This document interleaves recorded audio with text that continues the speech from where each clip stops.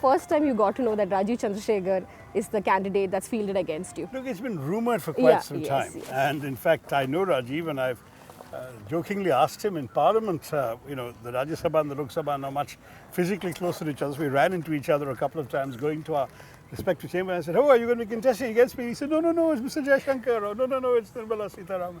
I'm a consumer of news, and when he asked me that question, obviously with some trepidation, I told him that, look, I read the same papers as him. But look, I welcome all opponents. I've never taken the view that I should win by attacking other people. I'm very happy to see the voters being given a choice.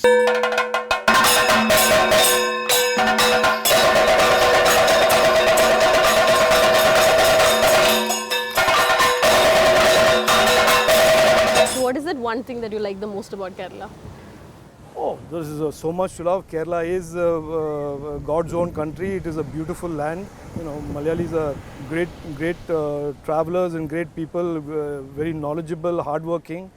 And I consider myself cut from the same cloth. In the case of Rajeev, as you know, he's got a Rajya Sabha experience, so he's worked in a different way in politics from me. So he's no stranger to politics, but nor has he actually ever presented himself before the people to seek their votes. And I'm sure he's finding that a challenge and an interesting experience anyway. Obviously, the fourth election is a lot more familiar territory than the first one. I was the first one to bring in 1996-97 the first mobile network to Kerala. I have created more opportunities, jobs, investments than Shashi Tharoor has ever done in his entire life. It is not a game he will win. It is better that he focuses on the issues that we are raising about development and progress and opportunity.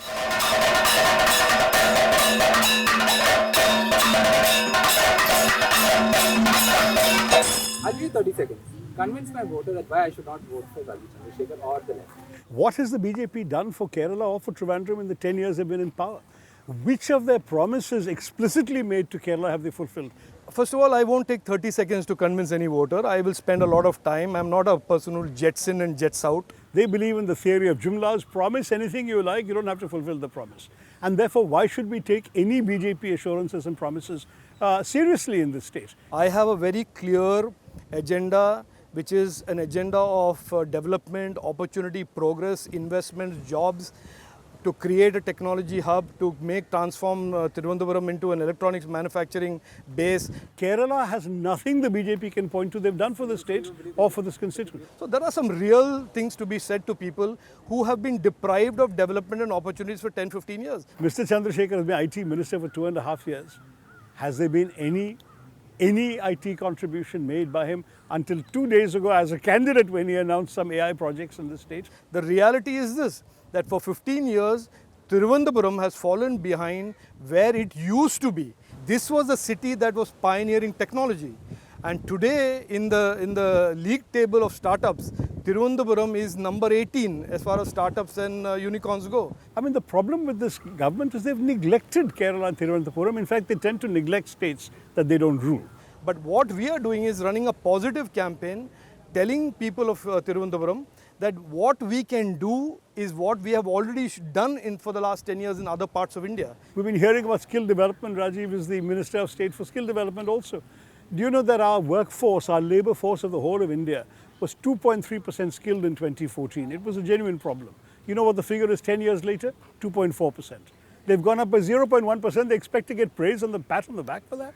This is not a government that delivers anything except rhetoric, advertisements and bombast. 500 kilometers from Thiruvananthapuram, large factories that are creating employments of lakhs of people are being built in Chennai, built in Bangalore. Why is that not happening in Thiruvananthapuram?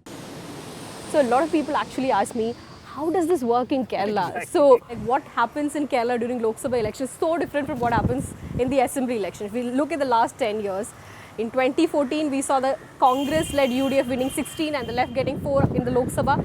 2 years later we had the assembly elections where left won 91 seats and came to power. 2019 the picture is again back with the Congress winning 19 out of the 20 seats. Again 2 years later the left makes the tally even more bigger for the assembly elections. When they look at the assembly elections, first of all, the electoral unit is more local, more focused and smaller. And I have to admit that the CPM in particular and the left generally have organized themselves extremely effectively. We always had a handicap with regard to the national election scenario because we are not seen to be the potential ruling party at the center. You know, at best, they will send representatives from one state. It may be 4, it may be 5, which was the peak I've seen in my 15 years. That's not going to get them very far. Nowadays, if you go to the people, ground level, you can just talk to the people there. They will all tell you, see, the left MPs have been much more effective and they're committed actually. Those parties which are committed for secularism, committed for federalism are sent to Delhi. There will not be any sort of a fight or rather resistance to the onslaught that is happening. Clearly, in the last 2 Lok Sabha elections, the biggest factor was none of this. In Thiruvananthapuram in particular, it is the practice between the left and the UDF to pretend that they are opponents but to actually cooperate and transfer votes to each other to defeat the BJP. If you like the video, do like, comment, share and subscribe.